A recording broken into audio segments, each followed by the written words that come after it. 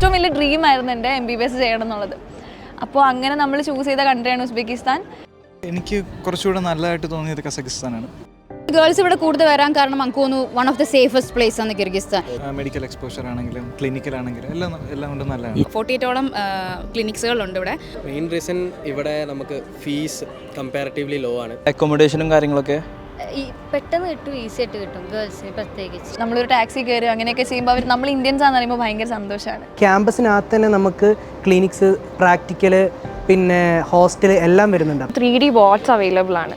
നമുക്ക് എല്ലാം ഈസി ആയിട്ട് പഠിക്കാൻ വേണ്ടിയിട്ടുള്ള ഫെസിലിറ്റീസ്, മോഡേൺ ഫെസിലിറ്റീസ് എല്ലാം ഇവിടെ ഒരുക്കിയിട്ടുണ്ട്. ഇന്ത്യൻ ഓതേഴ്സിൻ്റെ ബുക്ക് റെഫർ ചെയ്തിട്ട് ഇംഗ്ലീഷിലാണ് ഇവർ നല്ലോണം പഠിപ്പിക്കുന്നത്. നമ്മൾ ആക്ച്വലി ഇന്ത്യയിലും ഇവിടെയും ഈ 50-50 ഇമ്പോർട്ടൻസ് തന്നെയാണ് തിയറിക്കും പ്രാക്ടിക്കൽസിനും കൊടുക്കുന്നത്. കടാവാസ് ഉണ്ട്, എക്സാംസിന് കടാവാസ് വെക്കാറുണ്ട്.